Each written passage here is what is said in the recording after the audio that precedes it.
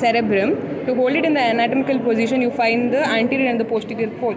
If the temporal lobe is there, then it's easy. The pole beside that will be the anterior pole. The anterior pole is rounded and the posterior pole is pointed. So this is the anatomical position. So this is the right cerebral hemisphere. Then coming to the external features, there are three poles. This is the anterior pole is called the frontal pole, which is rounded, and the posterior pole is called the occipital pole, which is pointed. Another is the temporal pole. Then surfaces, the superficial surface. This is the superior lateral surface, which is facing outwards, and the one here is the medial surface, which is facing the other cerebral hemisphere, and the down here this is the inferior surface. Borders. The main border here is the superior medial border, which separates the superior lateral and the medial surfaces. Then two inferior borders are there. This is the inferior lateral border and inferior medial border. Inferior lateral border is divided into this part of the inferior lateral border is called superciliary border. Then the inferior medial border is divided into three parts. This part is called the orbital part of the inferior medial border. Here is the hippocampal part of the inferior medial border. Then it's the occipital part of the inferior medial border. Three parts. That's about the border and the surfaces. Then coming to the gyrus and the sulcus.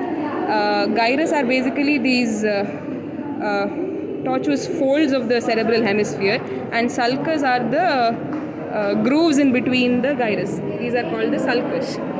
So the main sulci on the cerebral hemisphere are the first one is the central sulcus. Central sulcus is almost if this is the superior medial border and this is the midpoint, central sulcus will be a little behind the midpoint of the superior medial border. So this is the central sulcus. Then second one is the lateral sulcus. Central sulcus is in the superior lateral surface. Then comes the lateral sulcus in the inferior surface. So this is the stem of the lateral sulcus. This lateral sulcus later extends into the superior lateral surface and gives three ramus. They are the anterior horizontal ramus, anterior ascending ramus, and posterior ramus. These are the three ramus of the lateral sulcus. So that was the central sulcus and the lateral sulcus. On the medial surface, the main sulcus here is the cingulate sulcus. This is the cingulate sulcus. Then from the splenium, this is the corpus callosum. So the splenium part, below that it's the calcarine sulcus. This is the calcarine sulcus. In between there is the parieto-occipital sulcus also. This is the parieto-occipital sulcus and the calcarine sulcus. Both of these extend to the superior lateral sulcus. This is where the parieto-occipital sulcus comes in, and this is where the calcarine sulcus comes in. So these five sulcus were the main sulci. Then there are some additional sulci also. So if this is the central sulcus, the sulcus in front of it is called the prefrontal sulcus. Precentral sulcus. The sulcus in front of the central sulcus is precentral sulcus, and the sulcus behind it is called the postcentral sulcus. Then on the frontal lobe, there are two sulcus. They are the superior frontal and inferior frontal sulcus. Then on the temporal lobe, there is superior temporal and inferior temporal sulcus. Then in the occipital lobe, there is this C-shaped lunate sulcus and the transverse occipital sulcus. Then in the parietal lobe, there is intraparietal sulcus. Inside deep, this is the intraparietal sulcus. Here, this was the cingulate sulcus which I told before. Now there's another sulcus called the callosal sulcus here.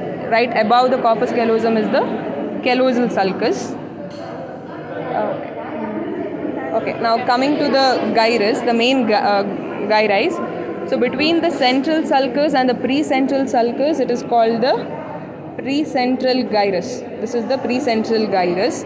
And between the central sulcus and the postcentral sulcus, it is called the postcentral gyrus. This is the post-central gyrus. Then here the superior frontal and inferior frontal sulcus divides the frontal lobe into superior, middle and inferior frontal gyrus. 3 gyruses: superior frontal gyrus, middle frontal gyrus and inferior frontal gyrus. Then here also the superior temporal and inferior temporal sulci divides the temporal lobe into superior, middle and inferior temporal gyrus. Superior temporal gyrus, middle temporal gyrus and inferior temporal gyrus. Then this is the lateral sulcus. The lateral sulcus, the 3 rami of the lateral sulcus were there, no? Anterior horizontal, anterior ascending and posterior ramus. Here in the inferior frontal gyrus, the anterior horizontal and anterior ascending sulcus divides the inferior frontal gyrus into 3 parts. The one below the anterior horizontal is called the pars orbitalis, and the one between anterior horizontal and anterior ascending is called pars triangularis. This is the pars triangularis, and the one above the anterior ascending is called the pars opercularis. This is the pars opercularis. Okay, then towards the posterior end of the temporal lobe there are 2 gyruses: supramarginal gyrus and angular gyrus. Supramarginal and angular gyrus. Then in the inferior surface, this lateral sulcus here, stem of the lateral sulcus divides the inferior surface into orbital part and the tentorial parts. 2 main parts: orbital part and tentorial part.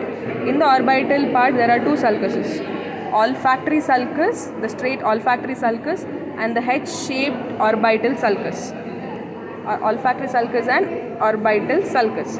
So the gyrus medial to the olfactory sulcus, the gyrus here is called the gyrus rectus, and the H-shaped orbital sulcus divides this part into 4 gyruses: anterior orbital, posterior orbital, medial orbital and lateral orbital gyrus. 4 gyruses. Then in the tentorial part there are 2 sulcus. The medial one is the collateral sulcus, the lateral one is the occipitotemporal sulcus. The part medial to the collateral sulcus, this is called the parahippocampal gyrus, which extends forward as the uncus. And the remaining lateral part is divided by the occipitotemporal sulcus into medial occipital and occipitotemporal and lateral occipitotemporal gyrus, 2 gyruses.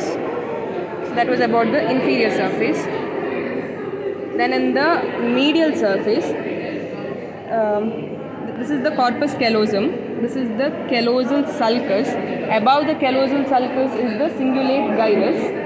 Above the cingulate gyrus is the cingulate sulcus. Cingulate sulcus, when it on its way, it also gives a branch here. So the area between its branch and its termination, this area is called the paracentral lobule. And paracentral lobule is here. In front of the paracentral lobule, the remaining area is called the median frontal gyrus. And here, this is the calcarine sulcus and the parieto-occipital sulcus. The gyrus between the calcarine and the parieto-occipital is called the cuneus. And in front of the parieto-occipital, before this was the paracentral lobule. So after the paracentral lobule and in front of the cuneus, this region is called the precuneus. So if you go from posterior to anterior, this is the cuneus, precuneus, paracentral lobule and medial frontal gyrus.